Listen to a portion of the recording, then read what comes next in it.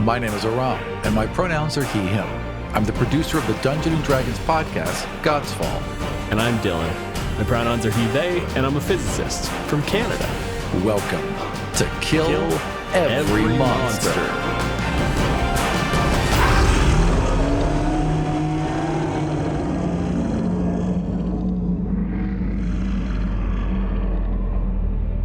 This week on Kill Every Monster, we are featuring the Lich.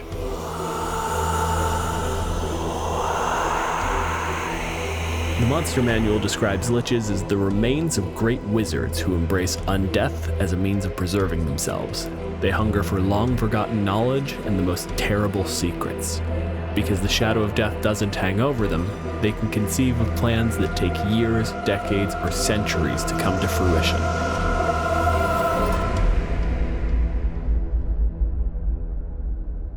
We are joined by Eric Silver. Eric is an award-winning podcasting producer, game designer, and teacher based in the great state of New York. He is recognized wildly as the best game master in podcasting, running the actual play TTRPG show Join the Party since 2017. His most recent game, Model Our Nations, is out now. Find him on bluesky at ericsilver.bsky.social. Welcome to the show, Eric. Conceiving of plans that take years, decades, or centuries. What is this, podcasting? Pretty much. I have to check now when I first messaged you about this, because I think it was a good full year. It takes the same amount of time. I think it was even years before. I've been like, hey, I'd really like to talk about golems if you haven't given it away already, in like 2011 or like 2021. Okay, it was 2022. Okay. But it was the beginning. January. Right. I was so close, so close. Off by 3 weeks. Anyway, I'm good at scheduling. Shut up, everybody. I'm a good producer. You are, because it gets done. If it was up to me, this show would have lasted 3 episodes. Eric, we've said what the Monster Manual thinks. Tell the people, what is a lich? Gary Gygax was doing his favorite thing, which is flipping through other cultures' religious and mythological texts and learning about other cultures and doing what his favorite thing was, is pulling little things that he sees from other places. He's like, oh, I'm gonna grab like a demon from this religion, or I'm gonna pull this monster from here, or I'm gonna turn this god into something else. I'm gonna have both demons and devils because I get to have both. And then he's like, oh, I need an embodiment of death. I need someone who uses death as power. And I'll mix some stuff together. There's a talisman here. And I saw the Jews had this box where they keep stuff, and I think that's neat. And I'm gonna mix that together, and bing, bang, boom, I invented something. Here's a Lich. I wrote this article in Hey Alma, which is like this millennial Jewish blog. He was mostly focusing on like golems and how Gary Gygax truly wiped away the real Jewish mythology from golems. Everything that makes a golem not just a robot. Yeah, it's like, you have a word for this. You even invented a word. It's called a construct, and yet you decided to take another one. There was a lawsuit by the Tolkien estate telling them to stop it. They used too many words that were in the books, and it was too close. That's why we can't say hobbits. It's why they're always labeled as halflings. This was also at the cusp of like when Wizards of the Coast have been having some real problems, I think starting in 2020. I'm looking at the article, is like, yeah, this is when people realized that Oriental Adventures was still being sold. This is like when Orion Black said they had a really bad time working for them. That was like the peak of this when I was figuring this out. I think that's what really radicalized me with Wizards, when Orion just was treated so poorly. Such a brilliant person, and you did not take advantage of that. And that was kind of my final straw. And obviously Wizards of the Coast has done such a good job recently just sending Pinkertons to people's houses, so they were totally not doing that anymore. And then I was digging into the Lich as a creation of something from Dungeons & Dragons. Like, that was the first cited. I think there were ideas of Death Lords before, certainly, but I think the Lich phrase was invented for Dungeons & Dragons. Lich as a word was in use in fiction to refer to corpses in general. It is a word that I think has I think it might be Old English roots, and it just means body. So it might have been used to refer to undead at large, but the Lich as we know it is actually Gary Gygax in Greyhawk. Clark Ashton Smith in The Empire of the Necromancers, a book published in 1932, had used Lich as a general term for any corpse, animated or inanimate, before the term's specific use in fantasy role-playing games. When Tasha's Cauldron of Everything was coming out in June 2020, and that's when they started actually addressing the race science in the books, and like, hey, make whatever changes. We're not going to do it at this point in our time. Make whatever changes you want at your table. The Lich is not the problem. The Death Lord, the avatar of inverting the nature of humanity, the life cycle for power. Here's the issue with the Lich. The place where the Lich puts their soul, that box is called a phylactery. I don't know what a phylactery is. I have no idea what it is. I've never heard the word. I don't get it. Because what I think of a box, a small box that's maybe has leather, it gets covered in leather and has like writings inside of it where you keep religious stuff. I know what that is. It's called tefillin. That's what Jews wear when they're praying. They put one on an arm and they put one on the forehead. And and you do it, and it has like certain prayers in it. It's supposed to symbolize a bunch of stuff from the Torah. It doesn't really matter. When I hear the word phylactery, it reminds me of like the 10 million Christians that are super invested in the Zionist project right now. And how there are 10 million Christians involved in that project and 8 million Jews in the entire world at the moment. There are more Zionist Christians than there are Jews. When someone is explaining Jewish stuff back to me, they might use a word like phylactery. And I'm like, that's wild. Yes, of course, in the Greek, and it means talisman or amulet or something. If you were to look it up, phylactery in the Greek does refer to generically amulet. Yes. But phylactery was also specifically the word that was used in Greek for tefillin. Like, it is referring to the same object. It's the thing that people love to gloss over.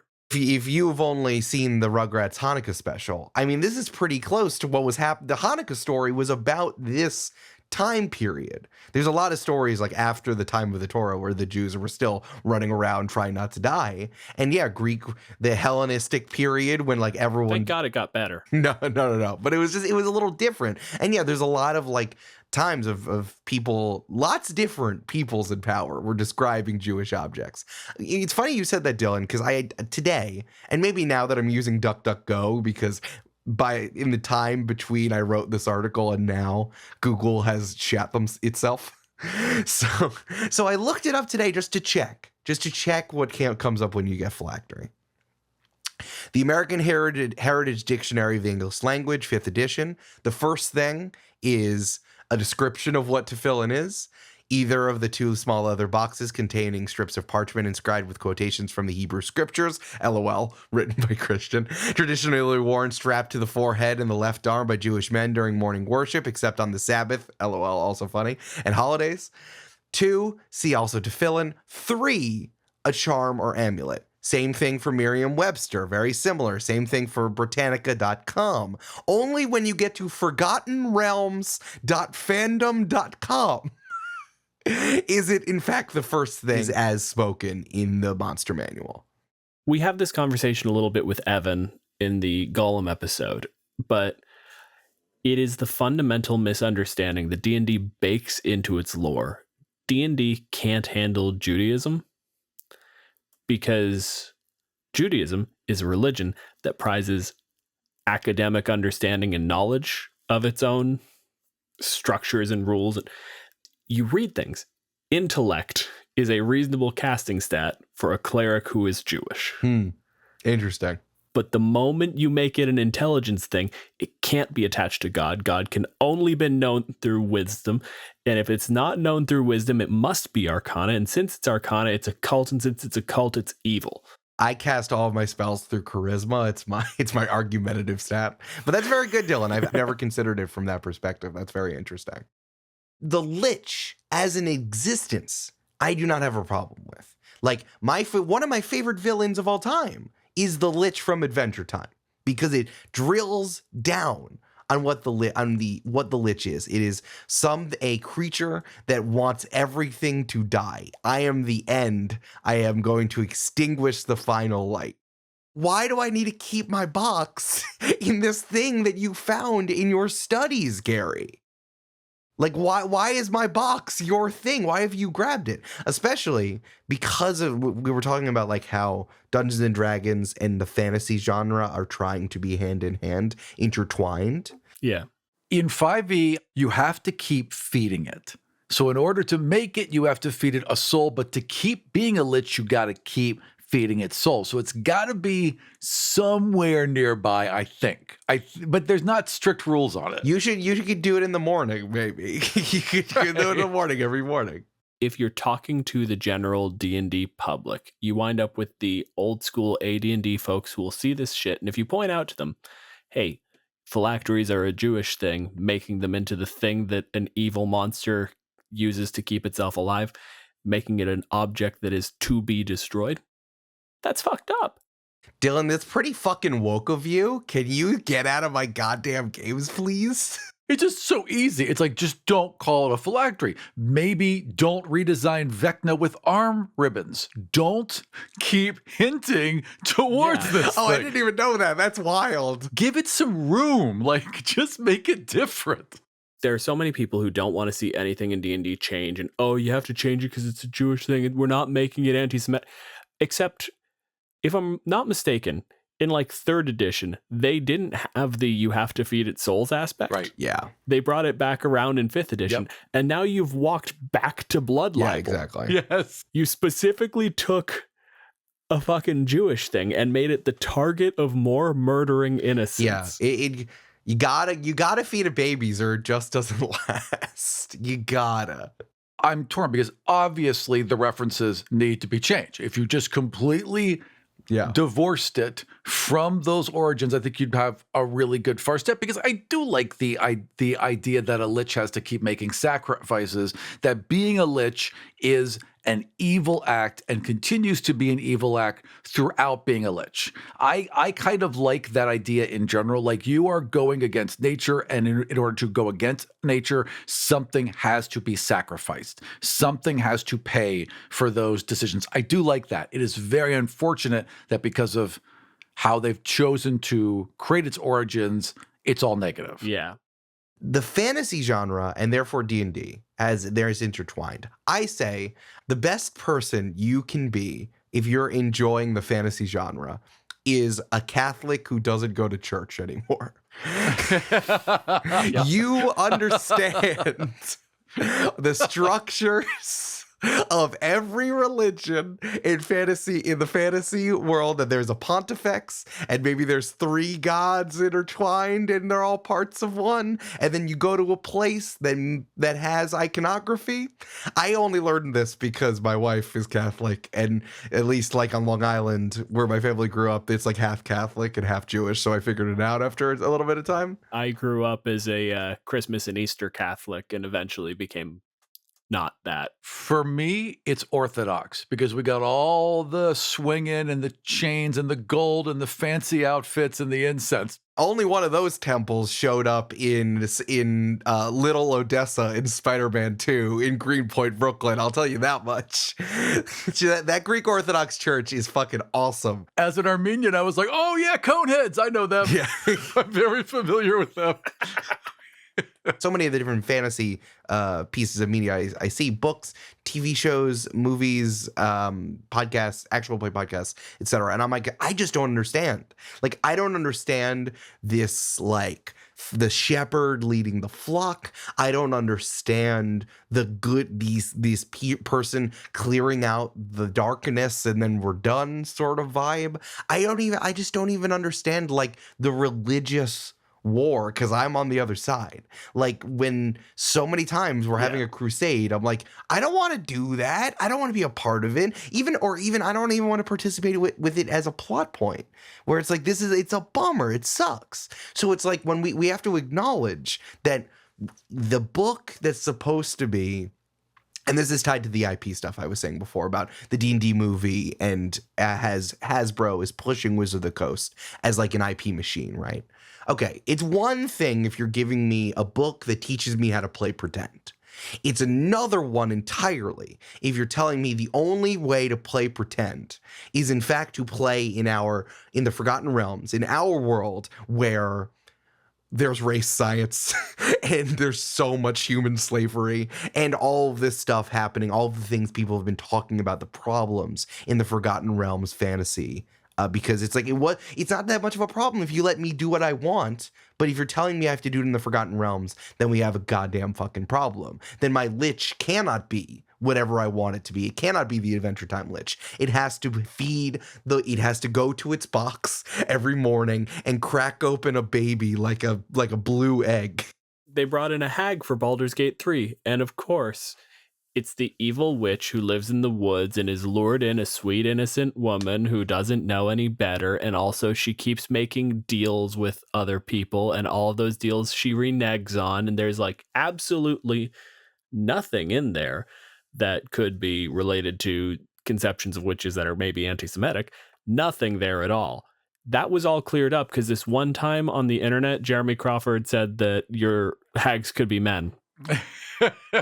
When you're talking about power and you're talking about continual sacrifices to get power, man, isn't that our current like VC system? Isn't that the 10x return system? That it's not only to have it, it needs to constantly grow as fast as possible. And that it's never your sacrifice. It's the sacrifice of others that allows you to retain that power. Almost like the desecration of a dead body that gets brought back as a zombie, right? Like you do not even have ownership over your own life. You are just a worker. You're just a worker, right? And I think like that is much closer, that even without the death part, the Lich as someone who needs to take sacrifice and the sacrifice of many, smushing it into the... It's into the personal progress. The wine of lichdom. Yeah, whatever it is. You're just smushing it in there. You're throwing them into the engine. That's what Liches are to me. And then they get magic powers from it.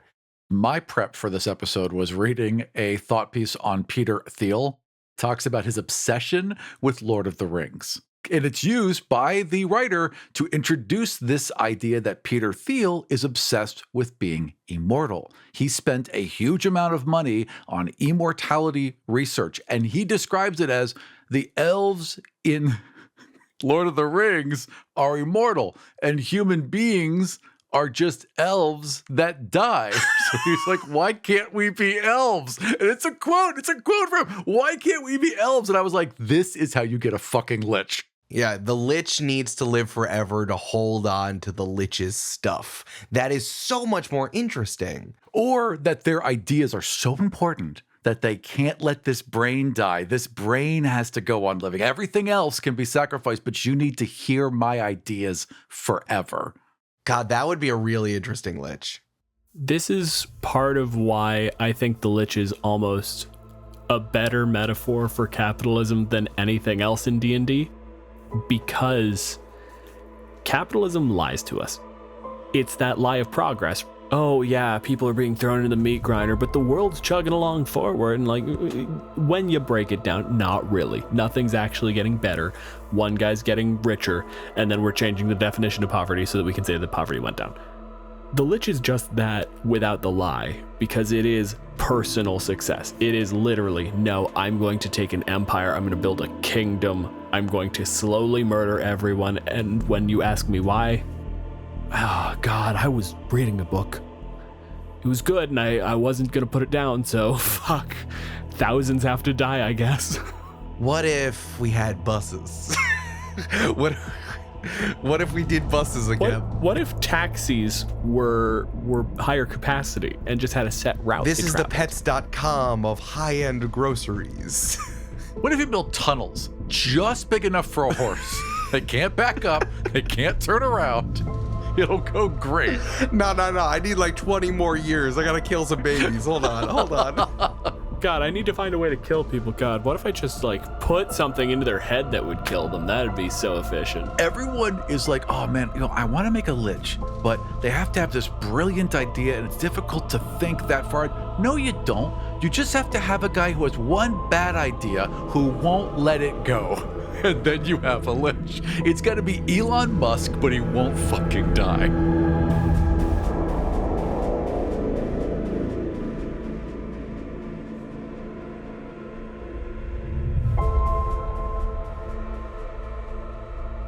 So Eric, are liches monsters? The need for power, yes. The fact that they fancy themselves as a god king or as a decider of who lives and who dies or whatever, yeah. All of the parts of all of the details, no. The sub-question is, are liches monsters, followed by are liches problems? They're evil, but like, do we need to deal with him if he's just like over there doing some research? I guess that they keep killing someone, but again, it's that wouldn't that be fun to introduce to your players? Is like, are you going to deal with this? Really, you're going to deal with this? All right, I guess we're going to do this for 12 sessions. It's like in Baldur's Gate, where they were like, no, this is a good mind flayer. Yeah, you sometimes eat people, but they're evil. They did some low-level crime. You eat a guy every single day, but he stole bread, so it's fine. Like, wait a minute. No. This is not fine, but it just kind of gets glossed over. Like, if you want to include mind flayers, if you want to include liches, if you want to include people like this in the games and have them not be evil, you have to accommodate for the daily or whatever it is losing of an intelligent creature. All vampire literature is about this. Plenty of people play Vampire the Masquerade or make their characters into vampires or werewolves or lycanthropes. I don't remember if the Tolkien estate told them they could do werewolves. There's no way that Tolkien has any control over werewolves. No. That'd be hilarious, though, if Tolkien's estate suddenly went after the whole Twilight, thank you. Oh. That's fair. As previously mentioned, that was 30-ish years after your time, so. How's the phylactery coming along? Look, if there's one thing I absolutely do not want to do, it is live forever. I'm kind of tired now. I don't want to add another 1,000 years. Eric, how would you change liches in 5th edition? I think they need to drill down on something more specific. Because right now, especially just from there's like 3 pages in the monster manual about this. There's no chunks on liches in like a Volos or anything, which good. Volos only makes things worse. I got into Dungeons and Dragons right around when Volos came out, so I was like, oh my god, they have so much stuff on hags. I'm so interested. And like, you're really giving me a lot to chew on here. But they didn't even go farther into it. So like, they're just like, the lich is there, it's fine. If they are going to do this, they need to engage in the postmodernism here of what is the Lich. What does it want? What is it dealing with? Is it just power and death? Like, even though those two ideas are too big and it should be one or the other. Either this is a creature that is inverted death for whatever reason, and it can be anywhere. Probably not good, but at least like neutral, or at least neutral, lawful neutral going through. Or this is a creature that will do anything for power and will use any of the various powers and magics of the Forgotten Realms to do it. D&D is a game about killing stuff, and a lich is just an archmage. That's the same stat block. You can tell me it's got more slots, it's got different hit points, whatever. It's got different saves. That's just a different wizard build. There is nothing in the Lich stats that isn't just wizard shit. There's always some vague statements about you have to do horrible things to produce your phylactery. But I don't have any recollection prior to 5th edition of anything requiring continuous sacrifice. It was one of those things that you set up and it ran. Hypothetically, like say you're a research person. The idea of the phylactery is I took my soul out of my body so that the decaying of my body wouldn't impact the safety of my soul and therefore I couldn't die. Let's say that that's our D&D how natural death occurs. The soul only dies because it's attached to the body, and when freed from the body, it realizes it can live forever. Yeah, if you could find a way to pull the soul out of the body and put it in something where it is protected, then the soul is fucking safe. Right. The soul is tricked into thinking the body never decays. But then you also have to build in a bunch of infrastructure to connect that object to the body so that the body doesn't realize it's dead. That's one of the first hurdles. Anybody, like, it might even be a first level spell to yank the soul out of your own body. The end effect of that spell sucks. It's always a potion too, which I find interesting. Like, no matter what edition it is, the last act is always drinking some concoction that's really difficult to make. But when you run through the bits and pieces of a Lich, like, I don't see anything that should require permanent like these constant sacrifices. Like, getting your own soul into a box, making sure that box has some weird arcane circuitry that rigs it back into your body so that your body doesn't forget that it's alive. And then you are effectively turning yourself into a zombie, except it's attached to the soul over there, so your body can still function intelligently. If a zombie doesn't require constant sacrifice, why does the Lich require constant sacrifice?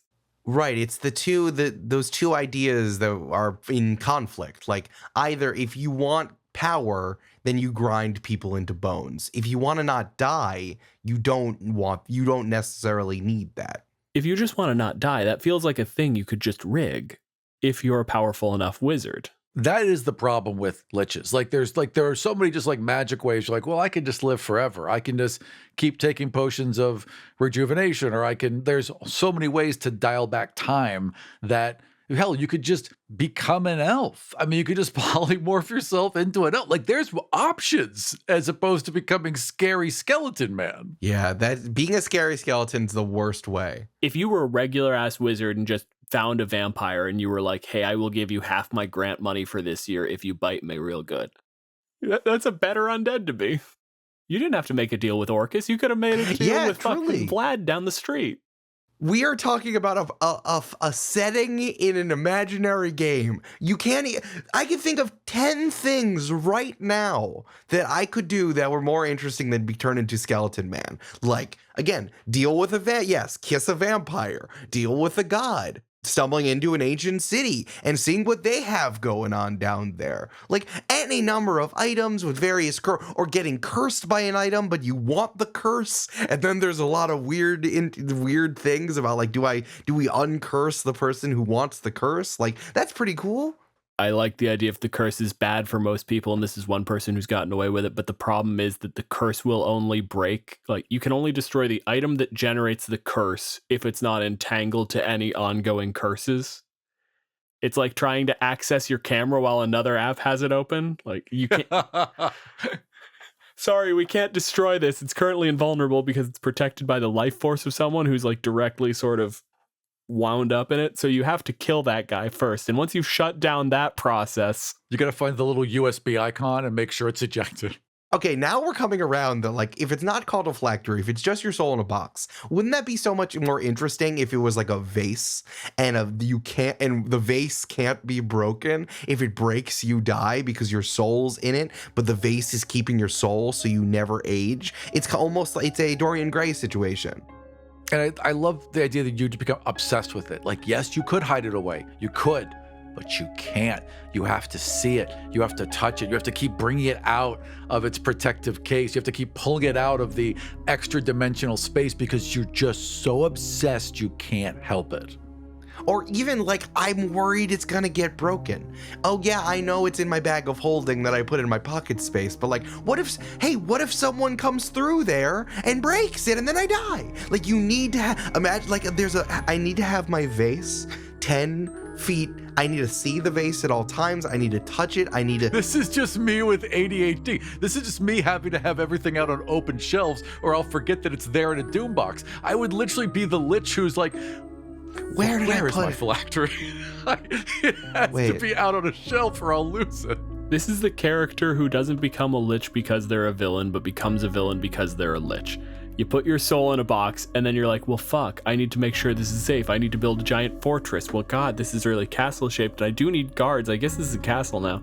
Okay, now that that's protected, and my guards can be trusted, no one outside the castle can be trusted. I guess I should dominate this entire landscape. Okay, I guess I'm gonna take over the world. I'm gonna take over the world, and then my phylactery will be fine. Okay, guys, can we just like take it down a few notches? It's okay that the heroes came through here. Yeah, a few people died. We'll get the clerics on it. It's fine. Yeah, what did they take? They took the sword. That's fine. They took all of our gold. That's fine. Wait, wait. Where's the book? Where's the book? Where's the sugar bowl? Where is the encrusted emerald sugar bowl? Well, now I'm gonna have to kill somebody.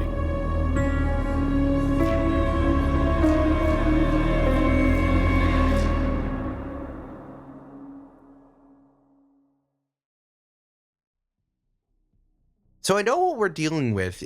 Aram, like what level character do you have? I have Veldani, who is a tiefling paladin, level 16. And she is on a quest of vengeance. Do you know what you're getting vengeance for? She was sucked into Avernus with a bunch of other tieflings, and as she got pulled down, she was so angry. She was so resentful. She wanted so much retribution against these outside forces that she had no control over. And Helm was like, that's useful, and made her one of his paladins in hell. So she ended up fighting through hell and helping get people out. And when she got back, she never relaxed. She's like, who's the next fucker who's messing with things and taking advantage of people that I can go take out? So you're a paladin of xenophobia, got it. No, it's not Here's about. an outside force that Dylan, I can't... No! Dylan, fantasy is metaphor. I have a paladin who was hurt by an external force, and now I'm so angry that I manifested divine smite to stop external forces from being exerted on my life, and now I found a Jewish-coded villain who's clearly influencing the way the world works around me. No. So, just on a blind guess, I'm gonna say, Eric, the undead kingdom you have is literally just a kingdom where undead live. Yeah, I was thinking about this. I think so. It's like, so if you're from Avernus, there's probably various hells, or probably, there are various places that people go when they die, right?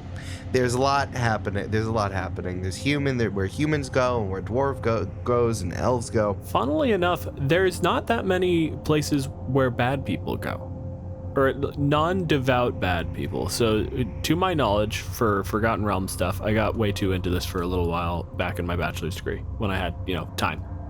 If you are religious and good at it, you go to your respective heaven for your god. If not, if you are generic person number 32B, you go to the area around Kelemvor's palace in the Plane of the Dead, and then one of three things happen. You either live there and it's effectively purgatory. If you are specifically someone who was heretical, like anti-theist, they put you in a fucking wall. You become tile. No, you become bricks. You don't build a wall out of tiles. So there's regular purgatory where you're waiting outside the gates, and then there's bad times purgatory where you are the gates. And then sometimes the devils will show up and do negotiations with the Plane of the Dead and be like, listen, we can work on this one. I'm going to need 60, 70 souls. Well, here's the thing. I've never played a pre-written adventure before, so I don't care about any of that. Yeah. Here's what's happening. Nope. Just giving you the point of context. I appreciate it, Dylan. I appreciate it. What the nerds expect. It's appreciated. Here's what's happening. Yeah. Is that how you've noticed how it becomes a different season every week? Turns out the Raven Queen and Blim Blim Blop and all the other Death Gods are busy dealing with some other stuff. It might be Fimbulwinter. Probably. I think that might be what it is, which is the season that happens right before Ragnarok. It might be it might be that. Might be the opposite of it, because if the gods of death are busy, then it might just be spring still. But they might be they're dealing with stuff. Like there's a power struggle happening, and the weapons are and the magical weapons are in the wrong place, and people are trying to figure out who's running what's happening here. But what I'm trying to say is there's a backup of souls right now here on the material plane. They're floating around, they're getting into items, they're getting into TVs and chairs and books, and they're flying them all around. So it turns out they needed a place to go. You know, the ruins of that civilization we don't talk about anymore turns out perfectly good to start a new city. And that's what I did. So are you the solution to the problem then? Like, there was this problem.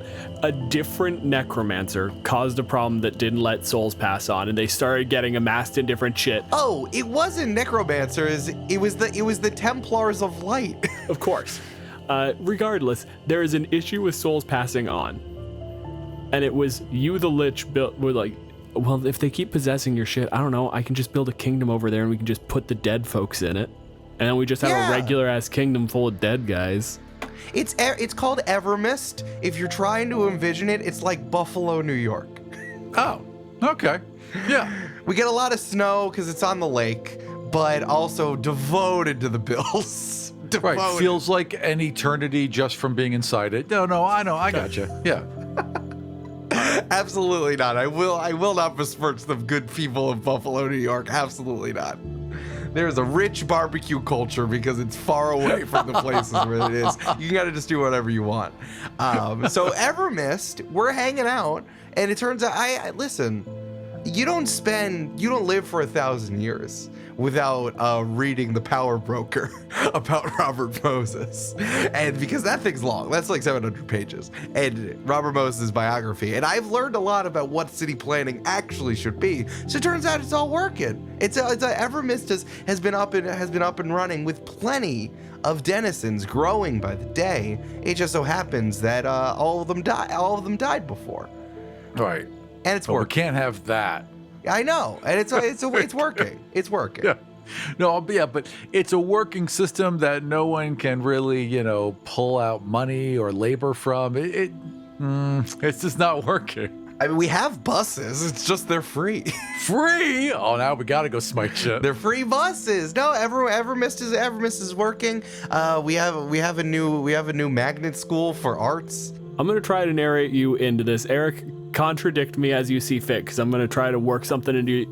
I'm going to try to get the external of your fiction so that we can get him in as an angry person. Evermist, you got to go through the Eternal Forest, but before you get to the Long Sea, it's in between the Long Sea and the Wide Sea. It's on the Long Sea because that's where we get the lake effect snow. There's the Forever Road past the Long Sea through the Eternal Forest. Yeah, I got you. Yeah. It's over there. Yeah, just so you know, Dylan. Just so you know.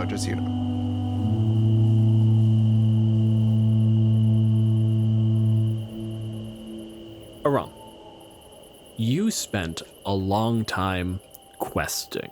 A lot of adventurers like to kind of appropriate the term questing, but when you give yourself a quest, is it really a quest? That's just a fucking adventurer. More of a hunt. A god sent you. That's a quest. You have been questing since your return from. How do I know? How do I know that it's Helm and not just me? Like what's the signal I get?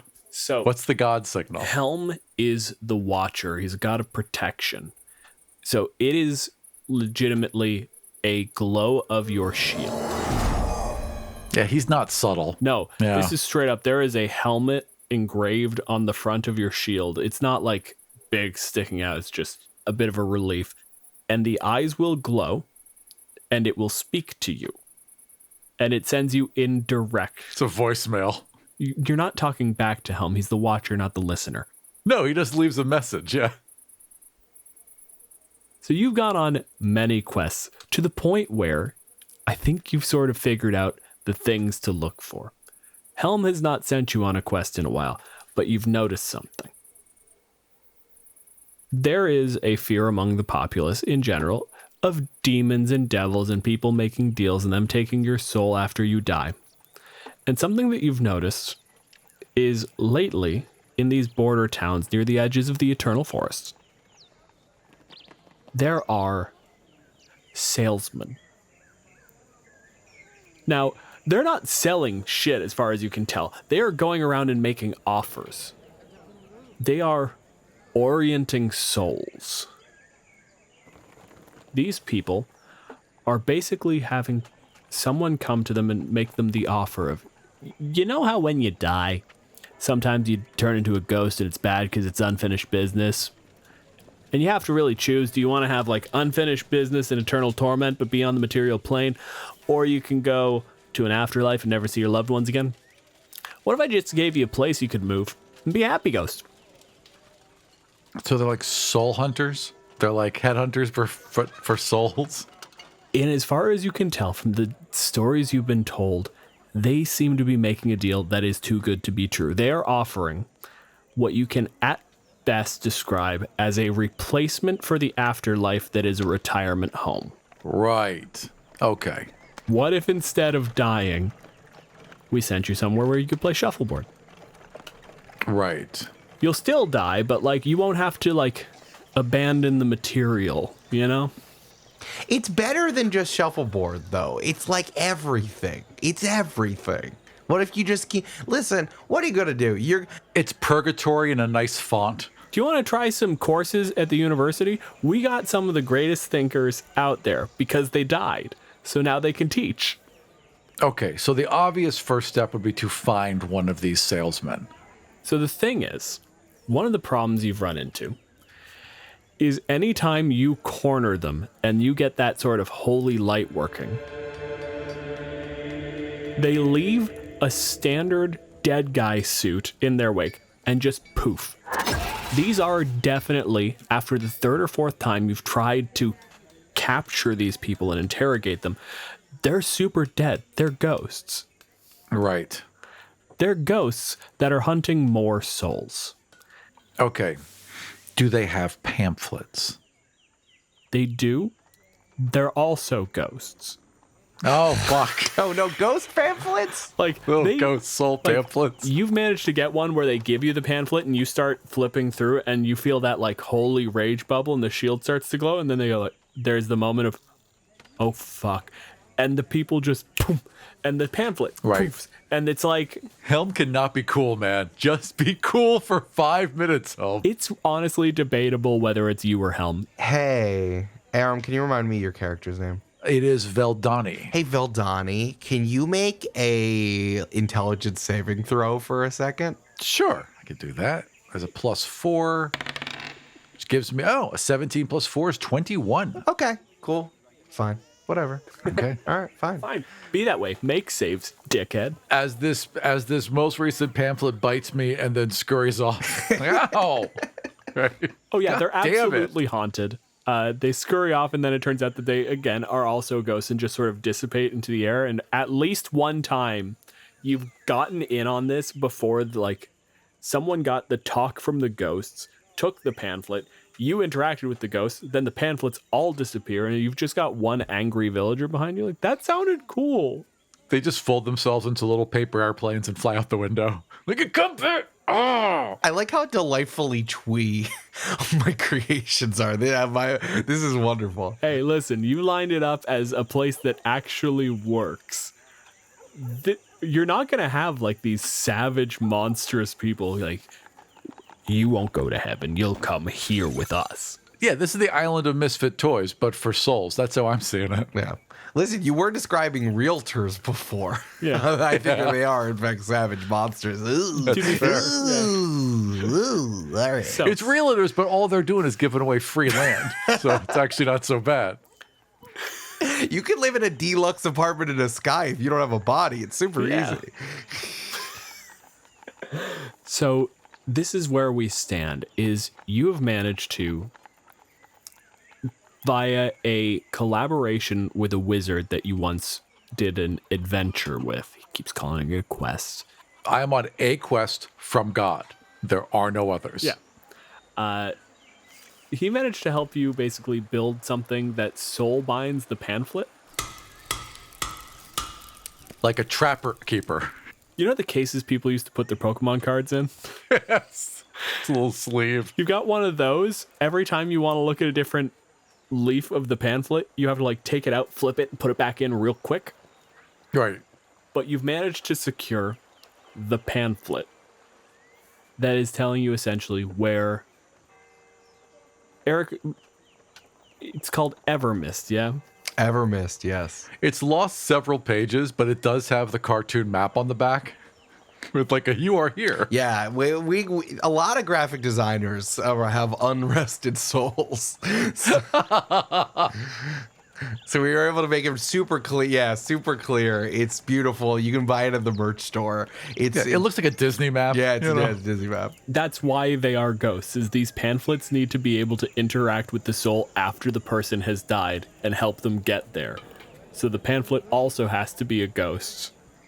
Otherwise, newly manifested ghosts, very uncoordinated, can't turn pages, not good at navigation, tend to just haunt bookshelves and shit. So. Or bad items of furniture. Yeah. Like some guy decided to haunt a bath mat, and that was a bad decision. Mm-hmm. It also makes it really easy to, like, get rid of them, because at least haunt something heavy. Hey, throw away a bath mat. Yeah. It's one pissed off trash collector, but otherwise it's fine. So, Aram, this is one of the first times, I think, that you've taken it upon yourself to do an adventure where you are trying to call the shots of Helm. It's not an adventure. I am furthering the quest I have always been on. Of course. Yeah. This is a quest, not an adventure. Yes. Because it's you. This is the quest. The quest. Not My an bad. adventure. I apologize. Thank you. It's not a trivial trek to get there. There's passing through an endless forest, trying to basically pass yourself through the veil between life and death, but like not get all the way through it, because then you'll just get to death, and that's not where this is like the shimmery space before death starts. It is on the material plane in the same location as other stuff. Does that make sense? It is alongside the things that are. Yes. It doesn't occupy the same space. It's just in the same place. Doesn't have to make sense. It's magic. Fuck you. So. Right. You've done this grand adventure. Yes. Eric, what do the outskirts of Evermist look like? Honestly, I think it's just like spread. It's what I imagine upstate. It's what I imagine upstate New York to be. It's just like, I think this really is just a city. I think that this is like farms, and every so often you see a house, and maybe there's a train that goes by that comes through and picks people up. It's a commuter train that picks people up into the city, and it's just like farms and people who need more space to figure out the thing that they want to do. Like maybe they have there's like an antiques picker shop where people can find like old chairs and like big rusted billboards and things that they can put in their houses and bring back into the city. There's a bunch of possession ghosts who are just like hermit crabbing from one item to the next and just looking for the next antique wardrobe they can haunt. Yeah. Do you know how hard it is to find a card catalog that someone isn't already using? It's very, very difficult. And maybe there's auto body shops, and there's like solar people fiddling with solar panels and massive gardens and just like an entire thing, just like bucolic chickens and cows and geese everywhere. Like it's nice, and I love this pissed off paladin angrily stomping through Beacon, New York. This is operating in a place that maybe this is part of why it's such an odd place, is it's interacting with the soul of the land, not the material of it. These are a bunch of people where, like, The standard thing people keep saying, the usual indicator of I'm talking to a giant asshole, if people don't want to work these days, no one would farm if they had a choice. Lots of people. This place is the demonstration that millions of people would farm given a choice. They just wouldn't farm your crops. They wouldn't farm corn so that you could make plastics. They would farm the food they wanted. These are beautiful rolling pastures.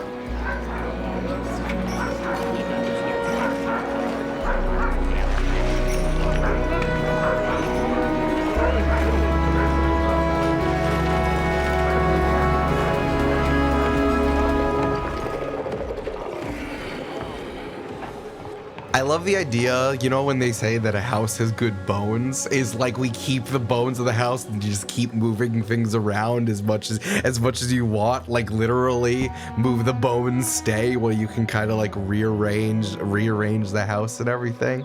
This is the place where like all the houses that were torn down, but it has good bones, like that house's soul is still there. There are people living in it. Yeah, there's not a shiplap in sight. No minimalist beige anywhere. No one's flipping these houses. You're not going to do them to sell them. You just do exactly what you want with it, and you can live in it however you'd like. So, upon seeing this, upon basically leaving what would be a pretty standard fantasy world, you know, riding in on this horse, and then immediately a commuter train goes past you. A semi-spectral commuter train loaded up with ghosts and undead. This is the Harlem line. Next stop, New Bedford, Outer Evermiss, 125th Street, and then extremely Grand Central. Just getting more pissed off at the more infrastructure I see. Yeah, Helm would hate infrastructure. Helm's a dick. Well, Helm likes bridges and gates. Listen, if it can't be guarded, I don't want fucking none of it. Subways? How am I supposed to watch that? Who's guarding a train? Put a bridge there. If the train goes over a bridge, he's a little happy. Here's my grand question. We're gonna cut forward to you kind of middle of town. I think, and again, Eric, correct me if I'm wrong, I think you could basically go wherever the fuck you want, unimpeded, as long as you are not actively trying to kill the ghosts around you, because they are all doing their own shit. Everyone here has, for lack of a better word, very full lives. Right, they're all actually incredibly helpful. Like, by the time I get to the town square, someone's polished my armor, someone has sewn a hole in my cloak. Do you know how often we get new things to fix? Right. There's something so therapeutic about just sharpening a blade.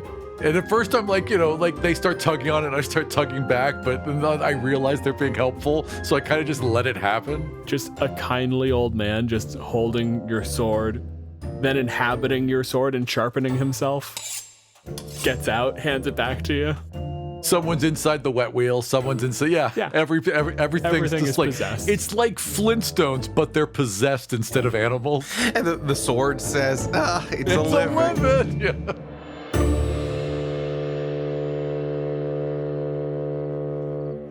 When you get to town square, did you walk? He's not gonna ride a train. Helm didn't like the train. I don't like the train. The hard part is that because you're so focused, you nearly get hit by the electric cable cars that are going by. First I thought it was like a challenge, and then I realized, no, I'm just on the tracks. Yeah, it is true that they are going 10 miles per hour faster than they would have, but it's like when you don't have a body, you can kind of just whip around those corners. Also, I really don't have a reference for how fast trains are supposed to go. So as far as I know, this is train speed. We gotta hope that Aram dies by the end of it, because otherwise he's getting back to like the land of the living and going like, we cannot allow trains to be too fast on the corners. Yes, I'll be the reason that we don't develop trains. The rest of my oath of vengeance is just against public transportation. Dire subway. It could even live above ground. I like the idea of they're diving like sea monsters up and down through the city. Yeah. Oh, there's no greater threat than light rail. So, you take this trek on foot. And there are multiple times where, a guy inside of your cloak, as he sews himself, points out, the train would be faster. I'm aware of your shortcuts. The thing that we have to tell you is that if you get a Lich card, it's actually 50% cheaper. That's the thing they don't tell you. Yes, there are many ways to gain the mark of the beast. If you actually move here, it comes as part of the welcome package. I'm just saying, you should go. I will not be moving into your cursed lands. I am here on a quest. I will have to say, because you're walking, you do see every 10 blocks or so, there is a statue. There is Absolutely. a statue. Come on. Sometimes the statues are pointing to the other statues and Hey. They're all of me. There's of me doing various things, like me taking a kitten down from a tree, yes, I am pointing to a different statue, but it's just to triangulate a certain square or a certain triangle.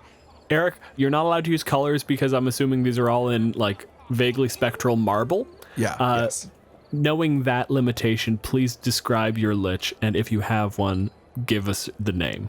It's true. Carved into the bottom of every pedestal, this is Shaban the Ever. Is Shaban saves a kitten. This is Putt Goes to the Moon style titling. Sure. It's Shaban at the circus. Shaban opening a school. And I do think we do get a classic Lich. I think that Shaban is of indeterminate gender as their human flesh and secondary sex characteristics have fallen off at this point. It's lots of bones, very, very spectral in a classic way. I think that I do have a flowing robe, if only to give the sculptors of the spectral marble something to do and something to work on. Also, it's easier to have the cloak connect all the bones instead of just having the bones there as a statue. You had to make some concessions. Something that Shaban has never told anyone is that one of the artifacts of becoming a Lich is the fat rots off, but your body still wants to be warm. Yeah, you gotta have heavy robes. They're flannel lined. Because it's the lake effect snow, too. It gets cold. Yeah. So you got a little fur at the top. Yeah, flannel. You're just a Lich that walks around in furs. It's just full fur coats. It's I'm cold. There's a little bit of me sitting here going there are these huge flowing robes on all of the statues, and when you get in and you meet the Lich, he's wearing a house coat. I'm wearing a tank top, a fleece lined hoodie, and jeans with flannel on the inside. Little fingerless gloves like I do because your joints always lock up. My circulation is terrible, I'll tell you that much. Flowing robes. I do if you're looking at, because I do have the stat block up, the tradition, I think this might be Vecna, or maybe it's just another Lich, but the robe is open at the chest, so you see rib cage. I fucking love that. I'm keeping that shit. That's awesome. I like the idea of one of the statues is Shaban pointing towards this wheelchair ramp and all this accessibility that was built in, and ghosts meanwhile are just passing through it, just straight through the walls and through the doors. Shaban builds non-essential accessibility. Yes. Elevators that no one uses. God, yeah. That's Shaban. That's Shaban the Ever. So I would stand there for a few minutes and look at all of the different statues and be like, I suspect he's important. Yeah, he's great. He built everything. They're real helpful, actually, when you're trying to get oriented. Yeah, you can do an Arcana check if you want to figure out if I'm the Lich or not. Yeah, sure, why not? Wait, I have a +0. Let's see what happens. Well, another 17. Eric, I just sent a link that has the image of new D&D Vecna. It's more revealing. Oh my god, yeah, Vecna. This is yassified Lich. It's this Vecna. This is wild.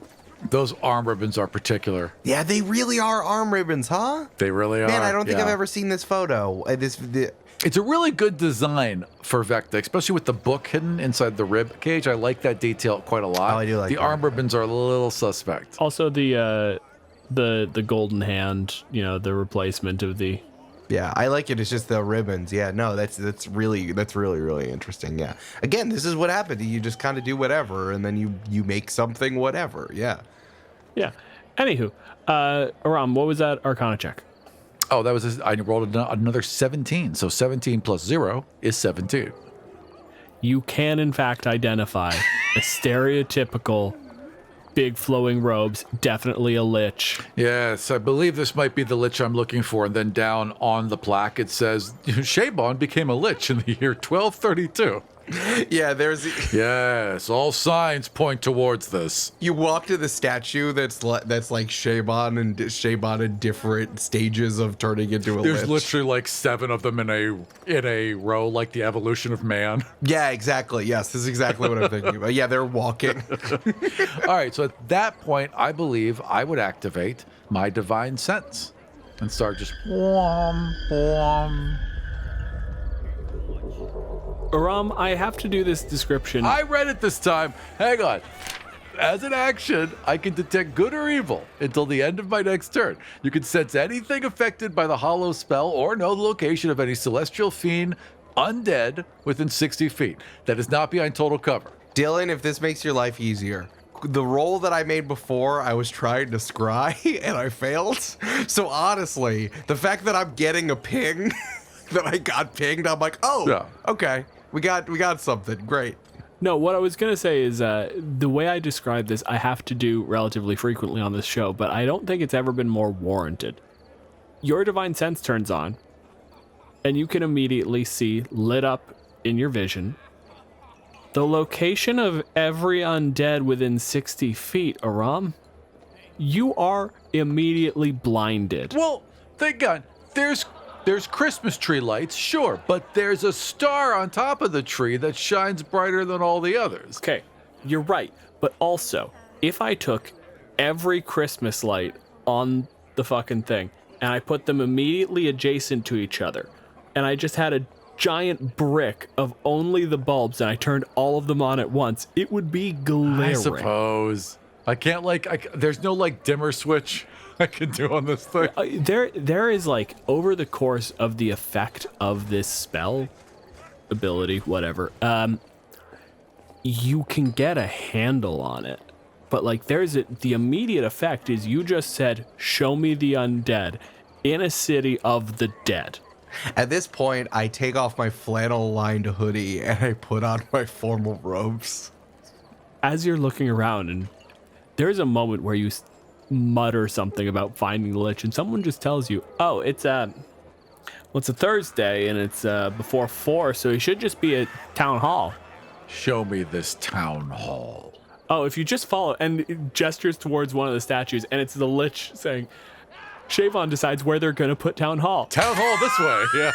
It's just like a Walt Disney-esque statue of them surveying and pointing vaguely into the distance. Mickey Mouse also at my feet. You get Shabon with a little fucking lens up to their eye. Shabon decides that the ground is in fact level enough to begin construction of town hall, and it's just standing 2 blocks. Shabon's got a little hard hat on. Next to that is Shabon did a full ecological study to make sure that the building of town hall didn't disturb any nature that was there already. With 3 small geese, little baby geese around them. They're dead. I'm listening intently to what scientists are telling me. Right. All these dead scientists with beakers. Yeah. Yeah, you can tell they're dead scientists because they're wearing lab coats and also skeletons. I do really like the idea of a bunch of undead scientists really concerned about preserving, an endangered species. Listen, just because we're dead doesn't mean anybody else has to be. Half of them are we could just make them undead. No, that's the easy way out. That is no, we're not doing that this time. If it happens, it happens. We don't interfere. Leave no trace. This is our last resort plan. Sure, we've used it the last 7 times, but it's a last resort. That's why we're moving town hall. That's why we're doing this study. There's just an undead dodo and an undead black rhino and just all lined up. Yeah, there's an undead dodo and the regular geese. And there's just 3 normal geese because they couldn't let go. There's an undead saber-toothed tiger chewing on an undead goose, and the undead goose just seems upset. I'm petting it in the statue still. Man, Shaban's awesome. Love this fucking dude. Love this guy. I hope Aram's character dies more than usual. I don't think he deserves to win.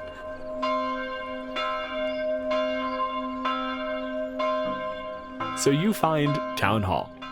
Shaban should describe Town Hall, please. I think Town Hall looks like an Apple store. I think it's worth devoting the bullshit technological view of minimalism, at least to the place that needs it the most, which is civic duty. If things need to work, I need a clean place to work. I need a bunch of whiteboards, I need glass walls to use expo markers on. Nothing says government transparency like all glass walls. Absolutely, and if I'm gonna make it work, I want it to be as sleek as possible. I'm letting everyone know that I'm on the case. And if anyone wants to help, they can just float on through. I mean, everyone can just pass through the walls anyway, so making them glass is kind of symbolic. Yeah, especially so I can write on the wall. It's mostly so I can write on the walls. Honestly, I'm really enjoying that. Yeah, it's like a lot of glass walls, a lot of screens. Maybe they're superfluous, maybe they're silly, but again, it's more about the metaphor that things are getting done here. Right, because no one actually writes on a glass wall. It's impossible to actually use, but if you want a camera shot through it to the guy writing, it works great. Exactly. And here's the thing, it's also massive. And also there's a bunch of statues of me inside and outside. It's the corners of the building are pillars, and the pillars are Shaban holding up the next floor. You absolutely know it. Listen, if I'm going to be a lich, this is my one vice. My one vice is a little vanity as I'm helping everyone else. Just a little bit, a smidge, a touch. You gotta have a hobby, and Shaban's is sculpting. Well, Shaban's is hiring sculptors. Yeah, yes. Well, yeah. My hobby Shaban's is is public transit. That is definitely Shaban's hobby. They have the largest scale model of this place, and they have a little piece for everything. Every tree, every lamppost has a perfect little representation. And you know how it's so hard to find good people, which is why I use ZipRecruiter to find jobs for all of my ghosts. Rip Recruiter, RIP. That's what it is. Yeah, there you go. There you go.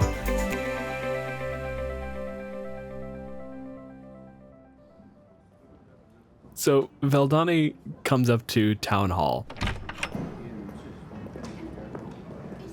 The first floor is largely just administration, telling everybody where they need to be. I get a little sticker that says visitor with my name on it. The entire second floor from the outside, you can see the fucking Lich, just all the audacity of the world, standing there, surveying the scale model of town, just occasionally moving stuff. You can also see I'm wearing like Converse sneakers. I'm wearing black Converse high tops. So you just see my rubber soles. You see the rubber soles, and you're getting a really weird angle of me in my robes. And you're getting a lot of pelvis, a lot of xiphoid process. Well, I will look up and I'll be like, okay, well, that's them, and I will just walk into the main lobby. Excuse me, ma'am, do you have an appointment? See, now what Helm does is Helm likes processes. Helm likes checkpoints and processes, so I can't just walk by. Otherwise, I'd probably be stripped of my paladin abilities. Excuse me, hon, do you have an appointment? I'm more of a walk-in. Oh, okay. Can you tell us what this drop-in is regarding?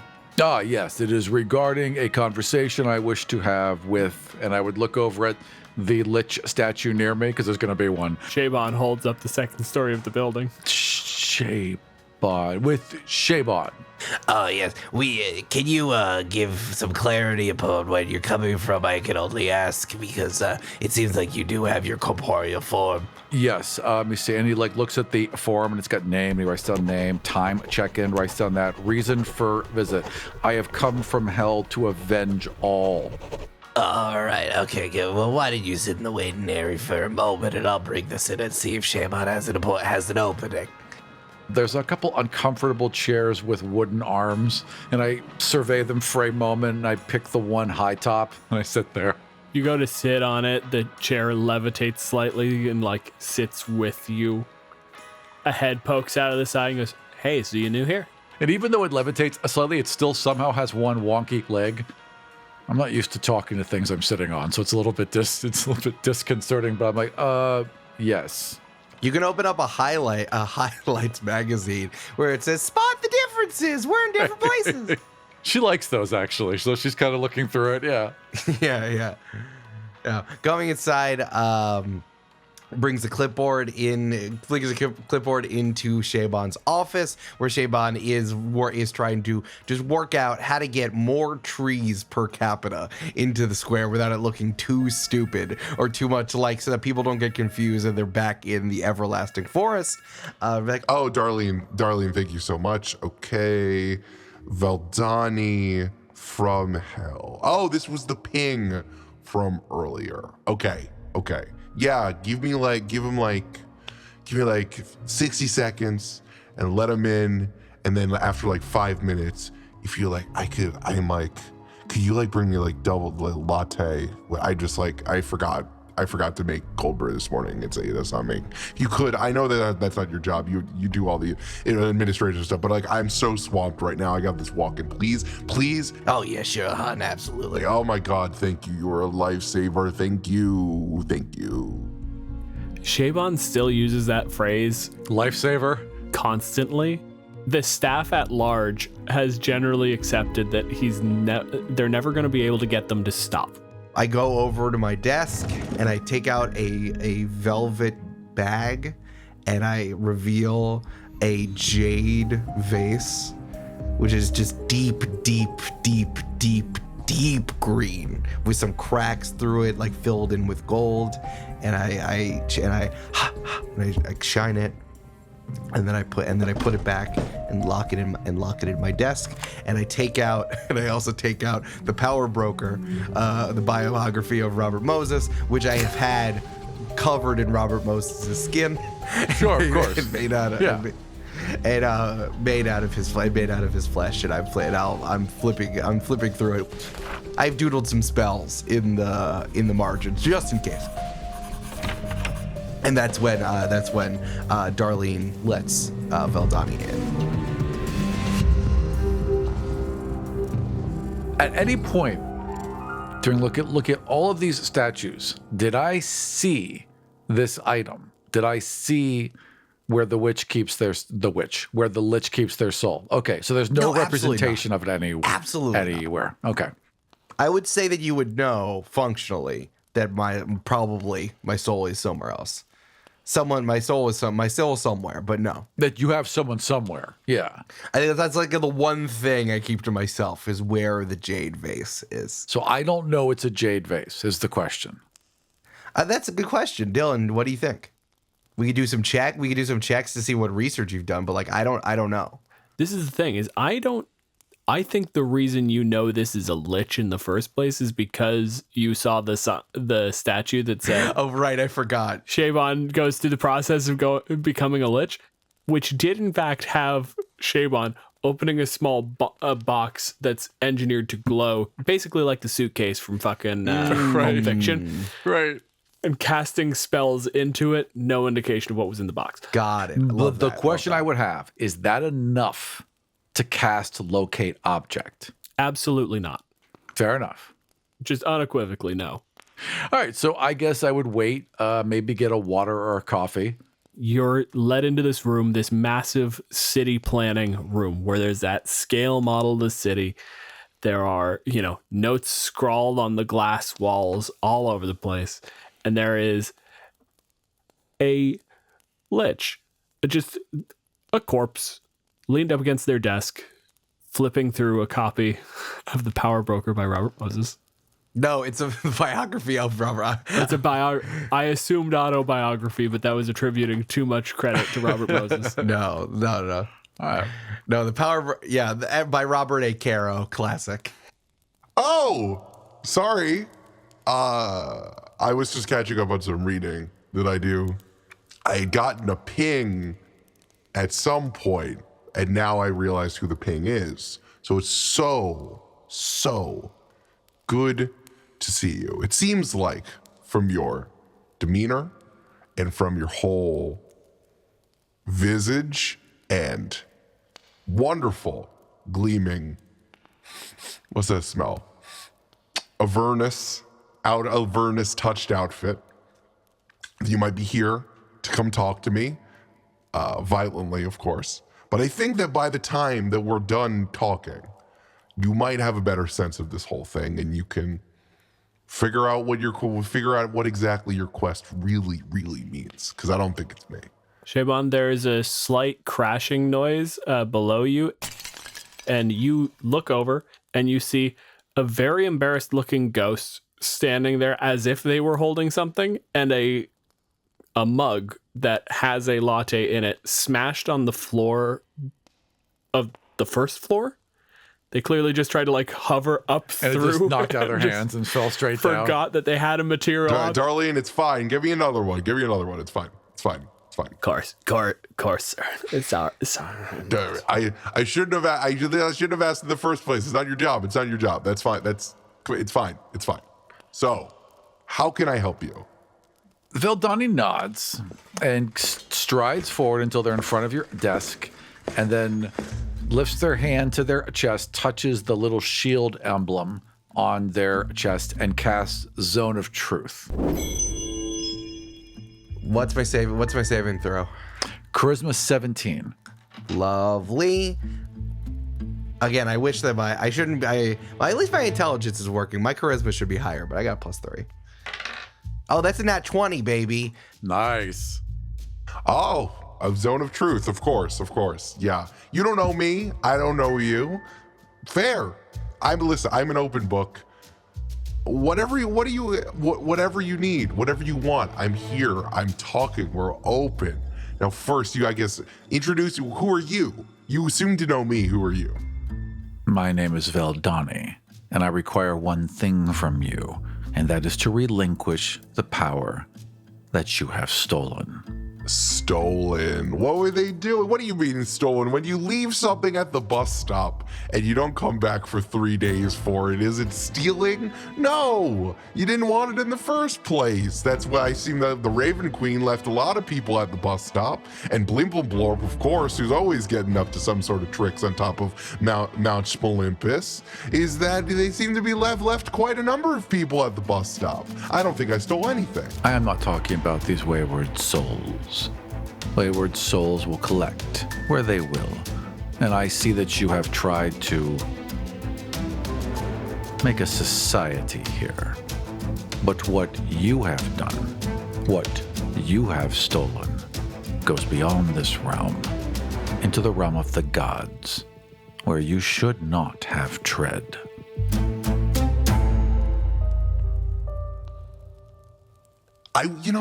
You know how hard it is to find loyal employees? Is wild. Obviously, you have benefits, even the best salary you want, but ultimately they're gonna follow their path. But you're loyal. You're loyal. You care. You really care. It just seems that it's misguided. What did I take?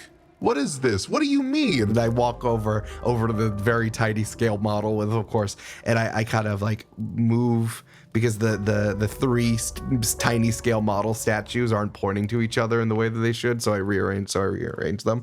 And I think that there's a little bit more. I think you're underselling these. You're underselling these souls. I mean, congregate where they were. They congregate what's best for them.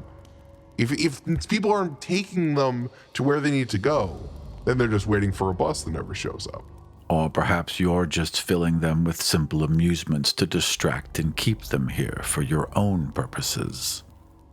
Now, which one of us is the one living life incorrectly?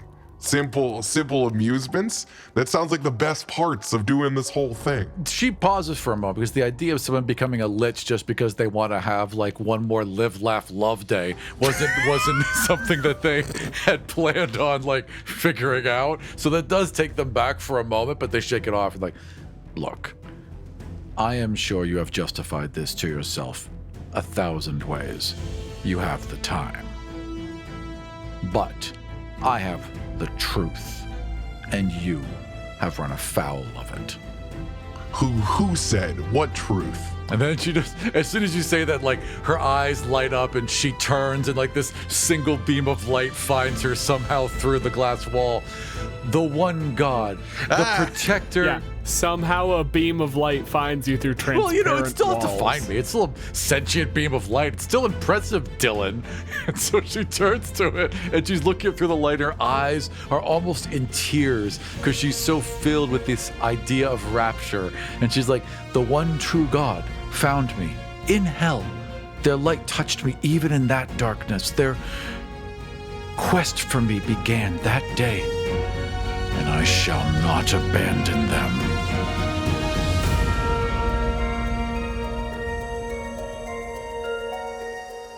I fish out some Wayfair sunglasses from my robe and pop them on. One true God. Which one's your one true? Which one is that?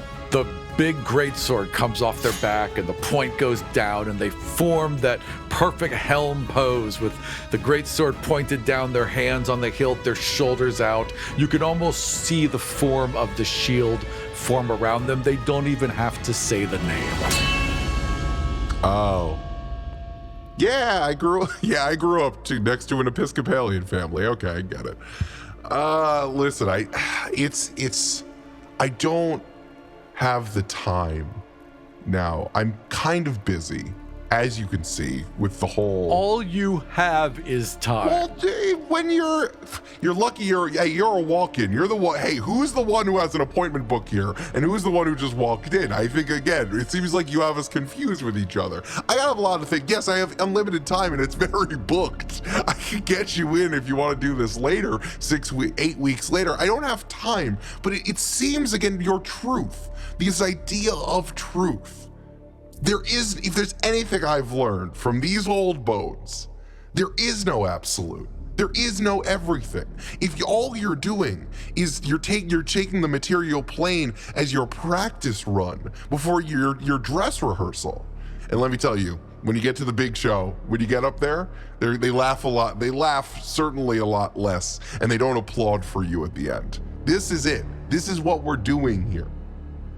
As you're describing this and flipping through your book and showing how busy you are, she would lean forward. I suggest you clear your schedule, for you have an appointment with destiny. Oh my God. Jesus. Jesus Christ. Okay. It seems like you're another misguided. It seems like your methodology here is a little misguided, and I can direct you towards the complaints department. But if you're done here, I would ask you firmly, you should make your leave. I have an appointment with the statue committee. I think she'd pull up her sword, grip the handle tightly, crack her shoulders.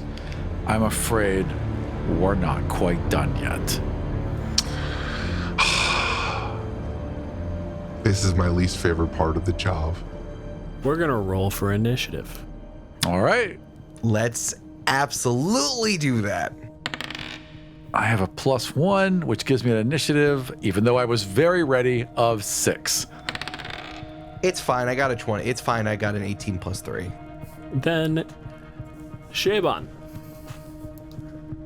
what do you want to do? You know what? Not the first time I've had someone storm into my office and tell me they know the truth. I reach into my cloak and I reach in with my right hand and I pull out my left hand, which is all desiccated and nasty, except of course for my pointer finger, which is glowing with a radiant purple light. And I just kind of touch you with it because I'm using Finger of Death, my friends. What is my saving throw? Constitution DC 20. Yes, as the negative energy courses through your body, it shimmers and lights and crackles against the lightness.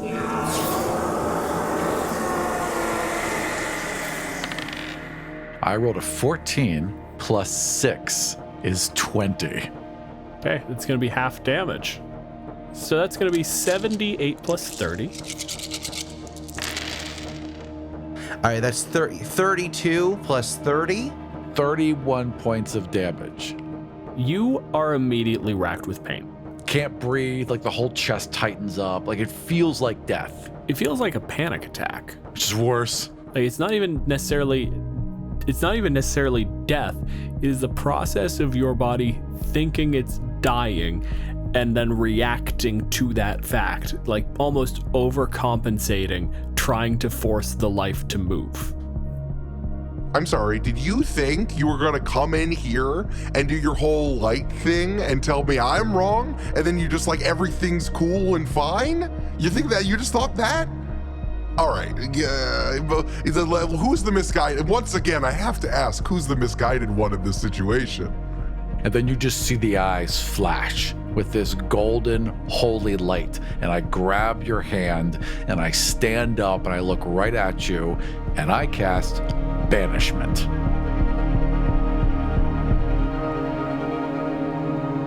Stupid and dumb. That is a charisma save of 17, please. Well, it's fine because I rolled a 19 plus 3, which is a 22. Her idea was banish you, run around for a minute, try and find the phylactery, and then you come back. But I guess it's just going to be a fight. Oh, so what was your idea? You were gonna like send me to the demi-plane of self-righteousness, and then you were gonna run around and look for my soul for a little while, and then I was gonna pop back? Insight. When they say that, do they look somewhere? Roll insight. That's a 19 plus 1 is 20. Oh, I rolled a 2. Oops, I looked at my desk. All right, I know it's in the desk. I'm like, oh, you were just gonna run around for a while as I look over your left shoulder. As you look towards the desk, and then you see that I'm looking towards the desk, and you realize at the same time that I realize where it is. Hey, stop it.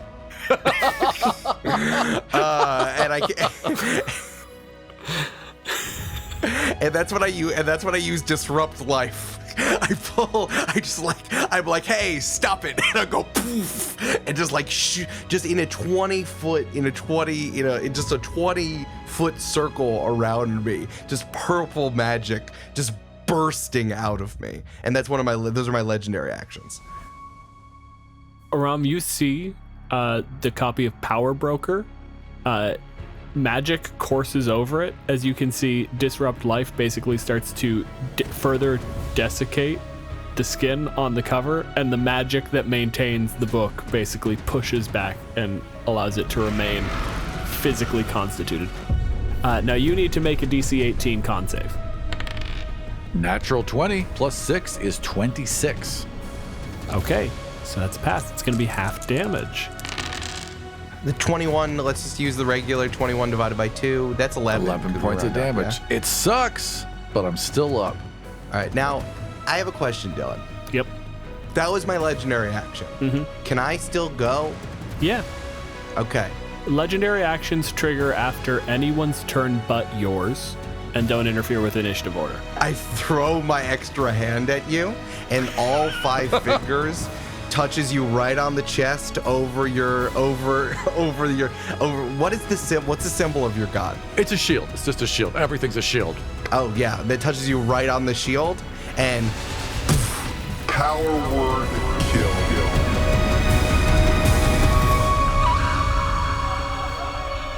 Okay, so Aram, how many hit points do you have? 90. Okay, that's less than 100, you die. You utter a word of power that can compel one creature you see within range to die instantly. If the creature you choose has less than 100 hit points or fewer, it dies. Otherwise, the spell has no effect.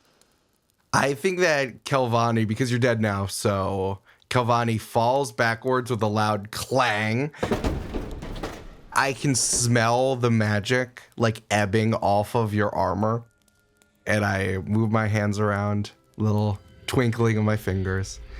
And you hear clank, clank, clank, clank, clank, clank, clank, as Kelvani's body comes back, stands back up, and it's like, Kelvani, can you go get me a latte? I'm like, so my headache, the caffeine headache I'm having is so bad. Could just really quick. I know it's not your job. I would just really appreciate it if you could just go do that. You just talk to Darlene for directions. I know it's your first day. They'll point you towards the good coffee shop. Don't go to the bad one. Thank you for joining us for The Lich. If any of the ideas we've discussed on the show have sparked some of your own, tell us about it on Twitter at KEM Podcast. You'll find me at DJ Malenfant and Aram at Aram Vartian. For ad-free episodes, early releases, bonus episodes, print-ready maps, our new audio DMs notes, and my character sheets for each encounter, head over to patreon.com/deadghostpro. Our intro theme and many of the sound effects you hear in the show were created by BattleBards. Check them out at battlebards.com. This episode was produced by Aram Vartian and Dylan Malenfant. I also did the editing. We were joined by Eric Silver. You can find Eric on bluesky at ericsilver.bsky.social. And if you are anything like me and all of that information just fell right out of your head, you'll find everything you need at killeverymonster.com. And we'll see you next time for Kill Every Monster.